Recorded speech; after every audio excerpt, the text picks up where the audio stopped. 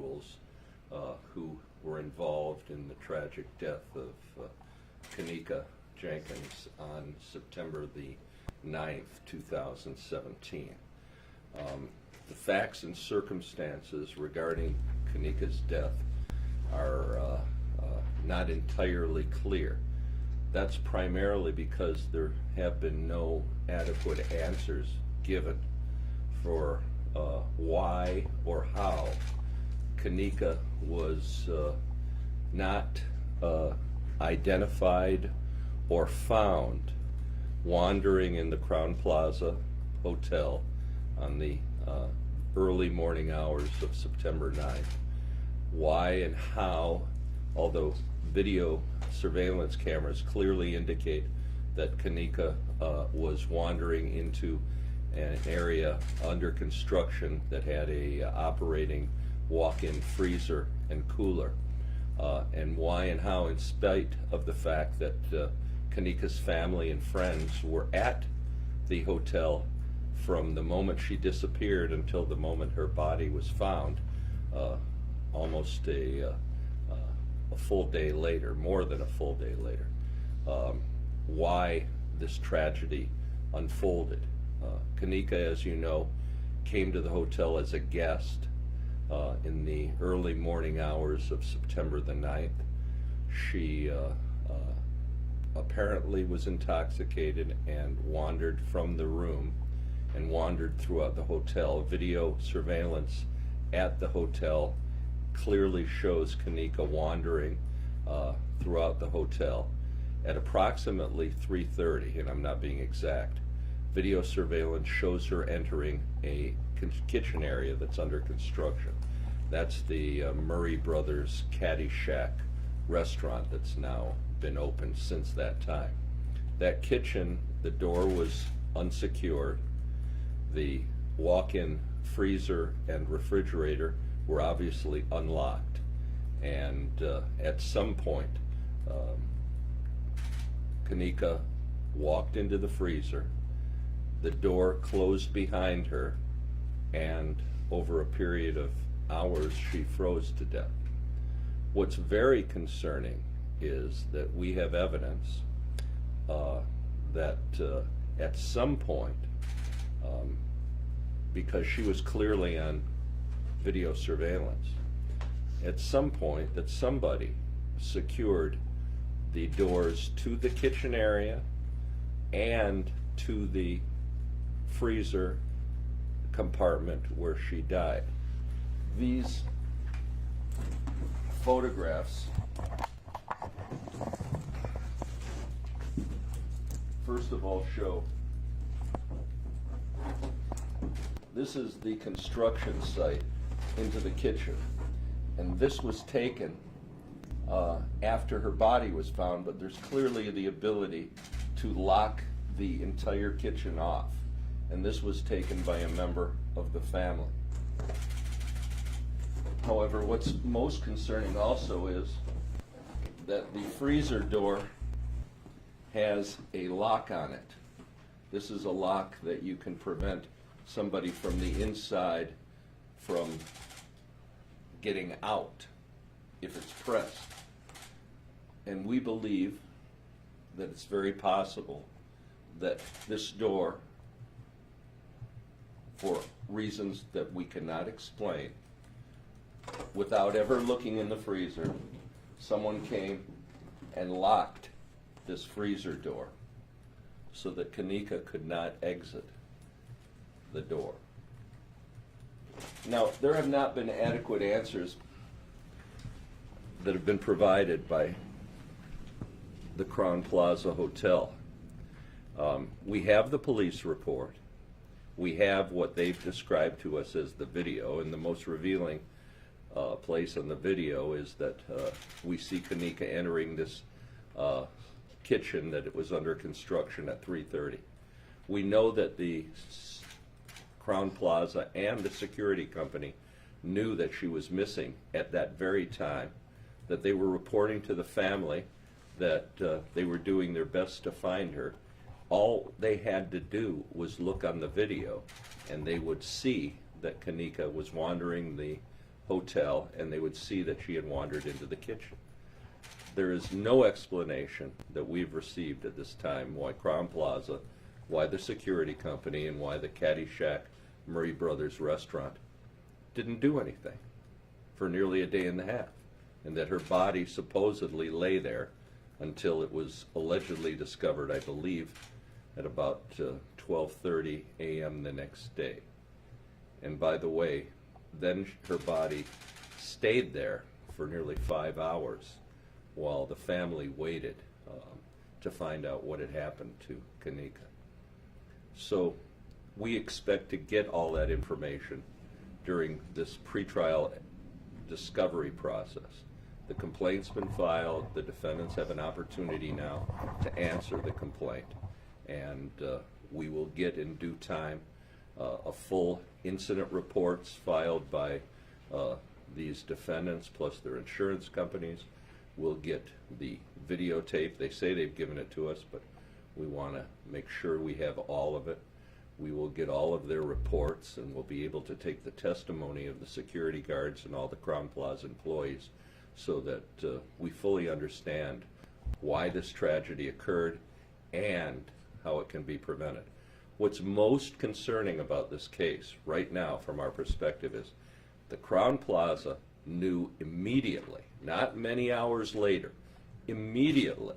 She was reported by her friends and then her family, and her family was there at the Crown Plaza on at least 3 occasions, camping out, to the point where the Crown Plaza called the police on the family because the family was so concerned about Kenneka's whereabouts. Why, under these circumstances, when Kenneka is clearly visible on security cameras, walking into an area where she was eventually found later frozen to death, what happened at this point? That's a mystery that will unfold during the processes. It'll generally take several years to resolve this case, and I appreciate it. If you've got any questions, I'll be free to answer them, and Teresa would be available to answer just briefly any questions you have. Mr. Fire, could you explain that mechanism on the freezer again? Sure. This is right here is a lock. It can be pressed down and it can secure the door, preventing anybody from the inside from exiting. It would effectively lock this door. And we believe that that door may have been locked from the outside because there's no other explanation why her body wasn't discovered. It's very possible that security people at the hotel knew she was missing, just looked into the kitchen under construction, saw that it wasn't secured, and started locking the doors and then left, and came back later to find, well, we've just locked in Kenneka. So you're not saying that you believe that they did this on purpose? No, there's absolutely no evidence that anybody did anything on purpose, and I don't believe it. There'd be no reason to do it. I think it's pure and utter negligence. No suggestion whatsoever that anybody did harm to Teresa on purpose. What's more likely is that through pure negligence, someone noticed that the doors in the kitchen were open. They locked them like they should have been locked. They locked the freezer, and unfortunately they locked Kenneka into the freezer and resulted in her death. You say that you haven't decided how much you'll be seeking from the Crown Plaza, whether 50 or 100 million. What does that depend on? It depends on the facts of the case. The state has what we call punitive damages. Her pain and suffering during the period of time from the time that she was locked in the freezer until the time she passed away, and the losses to her family. Those are all things that we'll consider and a jury would consider in this case. Teresa, if we may have you just Can we give everyone a moment? Sure. We do need to move this That's fine. microphone. How are you doing, first of all? I'm blessed. What do you hope will come of this lawsuit? Justice. I've been seeking justice from the beginning, and that was my purpose of seeking out for Mr. Figer. I mean, obviously, your family, Kenneka's friends, from the very beginning, you've felt that the hotel just did not do its job. Can you just speak a little bit to that? Well, I feel like I was asked for answers. I was seeking for answers, and trying to find my daughter. I have not received help until now. Let's be clear. When Teresa indicates she's seeking answers, Teresa was notified by Kenneka's friends at 4:30 in the morning. Kenneka had been walked out of the room about 2:30, and so the hotel was on notice at about 2:30 because the friends first went to the hotel, said, our friend is missing, she's in the hotel somewhere. Then the family became involved, Teresa. They started to call the hotel. They showed up at the hotel numerous times. They showed up at the hotel so many times that the hotel called the police on the family. So when Teresa is commenting about finding out what happened, to this day, the hotel hasn't adequately explained why. Because she was there so many times over a period of nearly an entire day before Kenneka was found. What was going on there? Teresa, at this point, it's been more than a year. Talk to us just about how your life has changed without your daughter. My life will never be the same. I don't know if you have children or not, but I birthed my daughter. And to know that I had to bury my child because of someone I couldn't receive help, or maybe if I could have received this help, she could be here today. It hurts. It's a pain that I can't even explain. I don't even understand. Mr. Fire, if I may ask again about the freezer, do you know the manufacturer of that? No, I don't. But I think it's a very common design, and I think it can be secured. It can be locked from the outside. And if it is locked from the outside, I don't believe you can exit from the inside. But again, that's something that we've got to determine.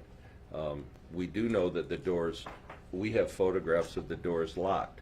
And this was at a time when Teresa was waiting, and the family was waiting for word on Kenneka.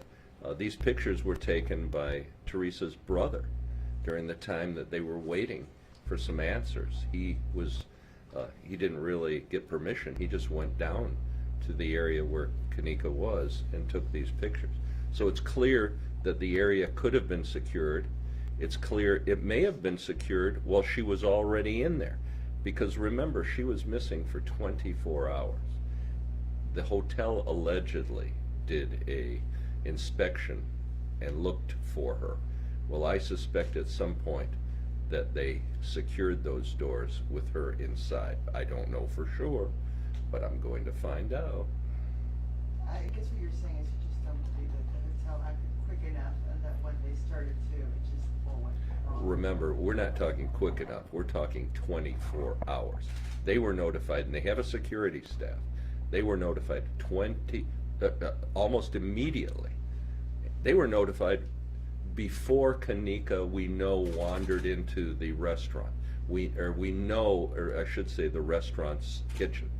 We know Kenneka left and was reported missing about 2:30.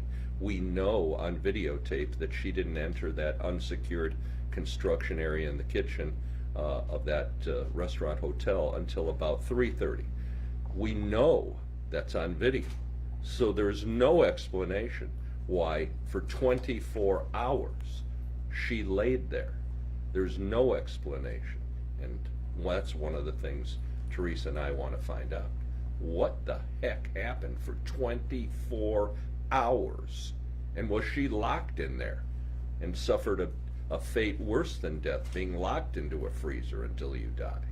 I want to know those answers, because that's as probable as anything else.